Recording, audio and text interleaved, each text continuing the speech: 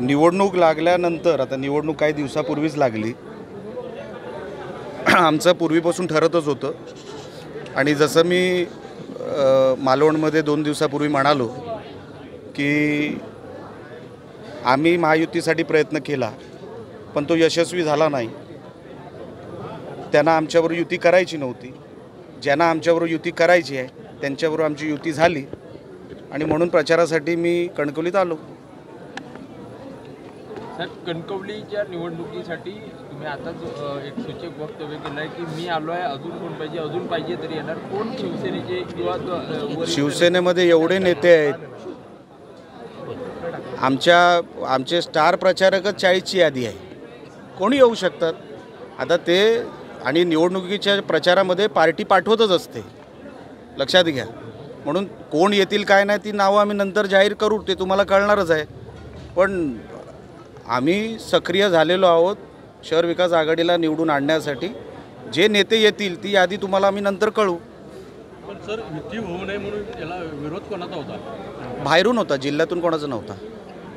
बाहेरून कोणाचा? मला काय माहिती, तुम्ही शोधा आणि मला सांगा. पण जिल्ह्यातून कोणाचा नव्हता. कारण राणेसाहेब स्वतः युतीसाठी आग्रही होते. हो, मी तुम्हाला आजही सांगतो राणेसाहेब युतीसाठी आग्रही आहेत अजूनही. 21 तारखेची ती काय आता नाही वाटत मला, आता नाही वाटत. कारण का साहेबांनी स्वतः सांगितलं की आता तुम्ही थांबू नका. शिवसेना म्हणून तुम्ही किती दिवस थांबणार आहात, तुमचाही मोठा पक्ष आहे. आता थांबणं योग्य नाही.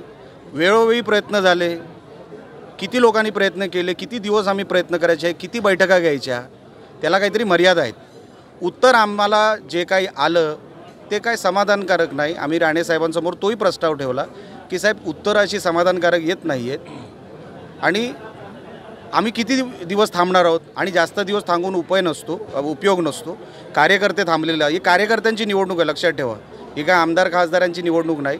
म्हणून आम्ही डिसिजन घेतला जिथे शिवसेनेला सोयीचं वातावरण आहे, चांगलं वातावरण आहे, चांगले उमेदवार आहेत, चांगल्या उमेदवारांसाठी प्रचार करता येईल अशा उमेदवारांना आम्ही पाठिंबा देणार. साहेब, आपण आता 16वरती निवडणूक लढता, काय चित्र असेल? म्हणजे 4च्या 4 जिथे जिथे कणकवलीमध्ये शहर विकास आघाडी आणि बाकी तिन्ही मालवण, सावंतवाडी आणि वेंगुर्ला सगळीकडे शिवसेनेचा झेंडा लागणार. साहेब, आता पण ही जी शहर विकास आघाडी आहे त्या शहर विकास आघाडीचे उमेदवार जे आहेत नगराध्यक्षपदाचे ते उद्धव बाळासाहेब ठाकरे या पक्षाचे जिल्हा प्रमुख आहेत. जरी त्यांनी सांगितलं असलं की पद बदलवणार तरी त्यांचं पद अजूनही कायम आहे. मात्र एकीकडे खासदार नारायण राणे असं म्हणाले होते की जर ही युती झाली तर आपण जिल्ह्यातले दोन्ही संबंध तोडू. काय वाटतं? तुम्ही जे बोलताय त्या मताशी मी सहमत नाही. असं राणेसाहेबांचं कुठेही मी स्टेटमेंट ऐकलेलं नाही. म्हणून तुम्ही कुठून हे शब्द आणले मला माहीत नाही. राणेसाहेबांची सांगून असं राणेसाहेब बोललेलेच नाहीत कुठेही. आणि राणेसाहेबांच्या आशीर्वादानेच आम्ही ह्या शहर विकास आघाडीमध्ये त्यांना सांगून आमचे सर्वोच्च नेते शिंदेसाहेब आणि राणेसाहेब त्यांच्या परवानगीने पायाला हात लावून आशीर्वाद घेऊन आम्ही इकडे आलेलो आहोत, लपून छपून नाही. म्हणून तुम्हाला सांगितलं. हे तुम्ही कुठून शब्द आणले मला माहीत नाही. पण ही शहर विकास आघाडी निवडून आणण्यासाठी शिवसेना जेवढं योगदान द्यायचं आहे तेवढं देणार. साहेब, प्रचाराला सुरुवात करणार का? कणकवलीमध्ये प्रचार झाली ना तर सुरुवात, अजून कुठली सुरुवात करू? घर टू घर प्रचाराला करणार. जिथे मला संदेश पारकरजी बोलवतील, सगळे आमचे लोक बोलवतील, शहर विकास आघाडीचे नेते बोलवतील, मला यावंच लागणार. संदेश पारकर असे बोलले की हा जो फॉर्म्युला आहे, हा पॅटर्न आहे, हा पूर्ण राज्यभरही राबवला जाईल. होऊ शकतो ना. साहेब, आज सिंधुदुर्गाच्या ही कणकवलीमध्ये जी शहर विकास आघाडी झाली आहे त्याच अनुषंगाने जिल्ह्याचे पालकमंत्री नितेश राणे यांना पत्रकारांनी सावंतवाडीमध्ये प्रश्न विचारला होता आणि त्यावेळी तुमचं त्यांनी कौतुक केलं की राणे फॅमिली ज्या पक्षात असते ती 100% असते. यावर आपलं काय मत आहे? चांगलंच आहे ना. मी काय बोललो, जो निर्णय झाला तो जिल्ह्यातून झालेला नाही. ते जिल्ह्याचे पालकमंत्री आहेत. हा निर्णय जो महायुती तोडण्याचा झाला आहे तो बाहेरून झालेला आहे. आणि मी तुम्हाला सुरुवातीच्या अनेक पत्रकार परिषदेमध्ये म्हटलेलं आहे, नातं असतं. ते अशा कुठल्या निवडणुकीमध्ये तुटत नसतं आणि ते तुटणारही नाही. जे डिसिजन घेतले गेले ते वरच्या स्तरावरून घेतले गेले भारतीय जनता पक्षाचे, जे आम्हाला दिसतंय. म्हणून त्यासाठीच मी बोललो ना त्यांचा प्रश्न की आम्हाला जे करायचं होतं ते आम्ही खूप वेळ थांबलो. पण वरच्या नेत्यांचं डिसिजन होत नव्हतं भारतीय जनता पक्षाचं, म्हणून आम्हाला डिसिजन घ्यायला लागला आणि आम्ही राणेसाहेबांना सांगून हा डिसिजन घेतलेला आहे. म्हणून राणेसाहेब हे BJPमध्येच आहेत. साहेब बोलले आता जास्त वेळ थांबू नका, तुम्ही तुमचा निर्णय घ्या. समीर तलावडे भाजपचे मुद्दे तरी विकासाच्या मुद्द्यावर निवडणूक लढले, आपले मुद्दे काय असतील? मी तुम्हाला आत्ता माझ्या मनोगतात पण सांगितलं, आम्ही जो मॅनिफेस्टो आता काढू काही दिवसानंतर, शहर हे 21व्या शतकातलं दिसलं पाहिजे.